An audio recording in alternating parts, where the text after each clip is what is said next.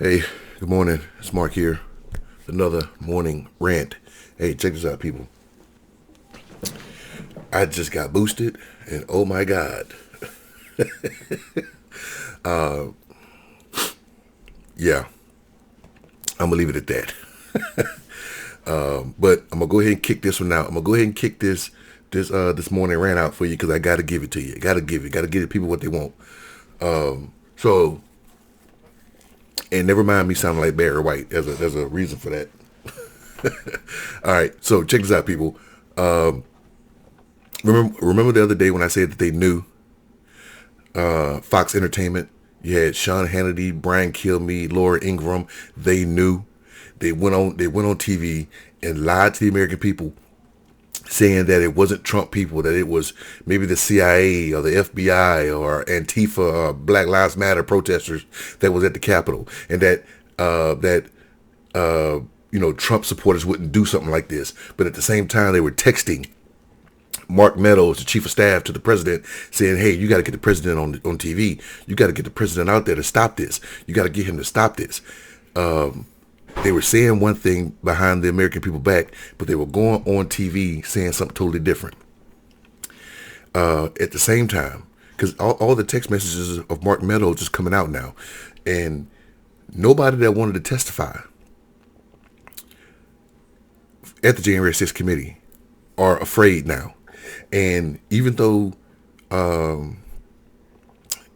Representative Cheney, even though she has not called out any names as far as who texted whom, they're starting to admit that they texted.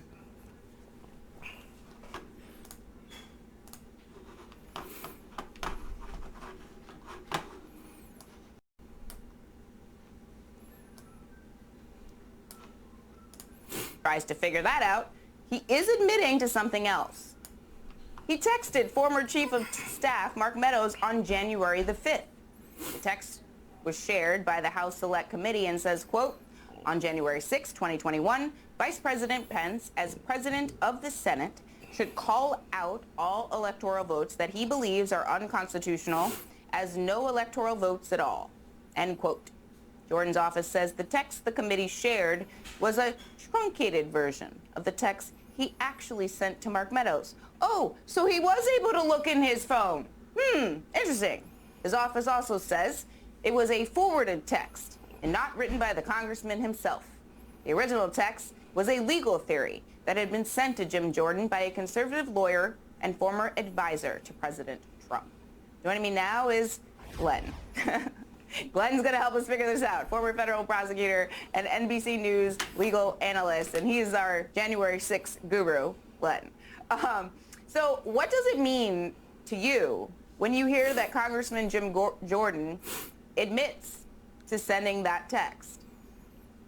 That is hugely problematic, Zerlina, because think about it. He sent that text after Donald Trump's own Attorney General Bill Barr said there was no fraud undermining Joe Biden's win. He sent that text after Donald Trump's own officials like Christopher Krebs and his own agencies like the Department of Homeland Security said this was the safest and most secure election in U.S. history.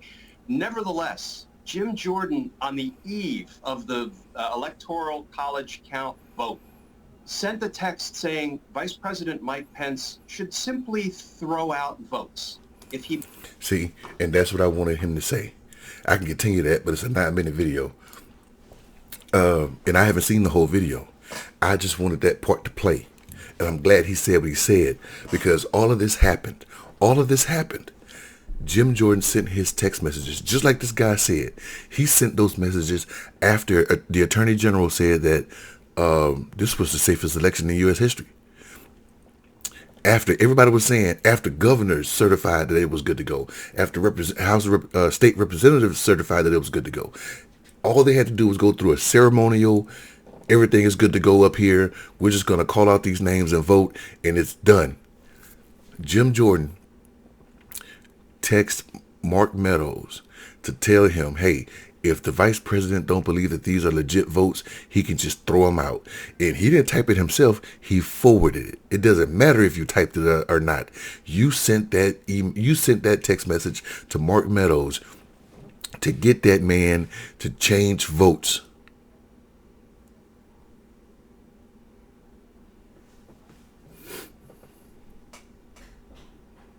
That's why they don't want to testify.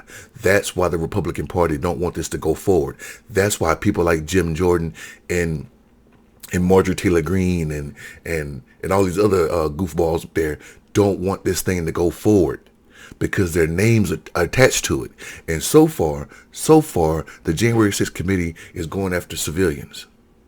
They're not attacking congressmen and women, but they got the text messages from Mark Meadows, who, by the way, is so stupid. He's doing it all backwards. Instead of saying, I'm not gonna comment on this now, this fool sent in the paperwork first, and then he said he's not gonna comment. That's why he's been held in contempt of Congress. They're trying to push this thing back. Even though Mark Meadows is trying to write a book and sending out his information in a book and gave January 6th committee the information, he's now trying to stall.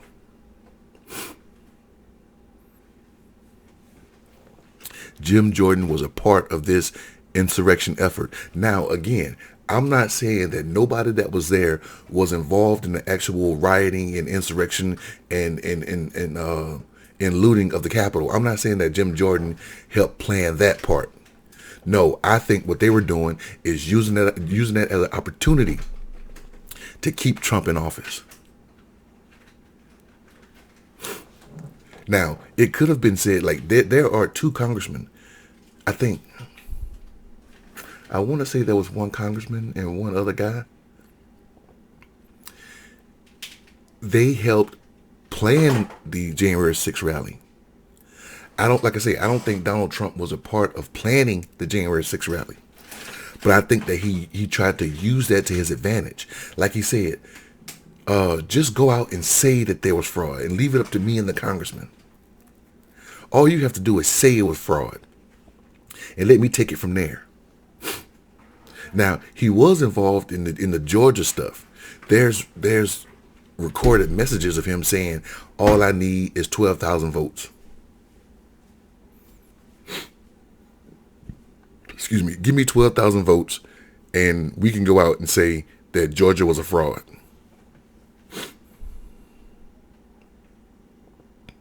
Do you see what I'm saying here? They're going back to two elections. The first one against John Quincy Adams and Andrew Jackson, and I think it's 1887 election of Rutherford B. Hayes, when they call him Rutherford B. Hayes, because what had happened was, and I'm gonna go real quick. I'm gonna keep this under 20 minutes. And Andrew Jackson, I've already talked about this, people, but Andrew Jackson and John Quincy Adams, they both were tied, right? They both had tie votes. So that through the Electoral College, we're split. Andrew Jackson, John Quincy Adams, Andrew Clay. Is it Andrew Clay? I'm thinking about Andrew Dice Clay. Congressman Clay, I can't remember his first name, and some other guy. Well, the one guy had a heart attack, so he was out. Clay, he didn't have enough votes, so he was out, but he was Speaker of the House. So when Quincy and Jackson votes went to the House of Representatives, which is per the Constitution, Clay swung some votes toward Adams because he didn't like Jackson. When he did that, John Quincy Adams became president. John Quincy Adams made Clay his Secretary of State, because Secretary of State is like a stepping stone to the presidency. And they call bloody fraud, bloody murder. And in the 1828 election, Jackson won. It was like a rematch.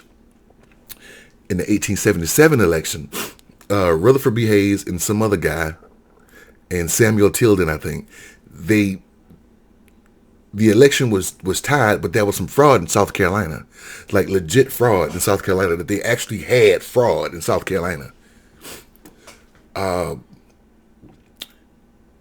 The Democrats themselves, even though they wanted Samuel Tilden, the Democrats themselves said, look, we'll give Hayes this election. We'll give him Florida, Louisiana, I believe, and South Carolina. We'll give him the states that got the delegates to let him win. But in order to do that, we want all federal troops out of the South. They gave him the votes. Hayes became president. He removed Reconstruction and all the people from the South, the federal troops from the South, and we had separate but equal and Jim Crow for the next 100 years. They tried to do the same thing, but the problem with their votes, the reason why this is not 1828 or 1824, and the reason why this is not 1877 is because in 2020, there was no fraud. There was no tie. But they were still trying to use those laws from back then to justify the vice president doing what he did. And the vice president was so scared, he went to Dan freaking Quayle, former vice president under George H.W. Bush, to get information on how to take care of this. And Dan Quayle had to tell him, you got no power in this. You got no say in this. You need to go ahead and certify this election because that is what it is. He certified the election. Now he's a pariah. Even though I don't like the vice president. What's his name? God damn it. Can't remember his name. Even though I don't like him, I think he's a nut job. He's a pariah in the Republican Party now. And Jim Jordan had to go out and admit that he sent text messages to change the results of the election because his name was down in there. And they wanted to put him on the January 6th committee. Do you see why Nancy Pelosi didn't want him on there? This is also the guy that was a coach at a college in his home state and allegedly knew that the doctor was sexually abusing the wrestlers on his team, and he did nothing about it. Allegedly. I'm going to leave it at that, people. You guys enjoy your Friday. We're going to catch hell for the next 2 weeks because the kids are out of school. And pray for me, pray for my wife. But we're going to make it through. All right? You guys have a great day. And I will see you on the next one, all right? All right, I'm out.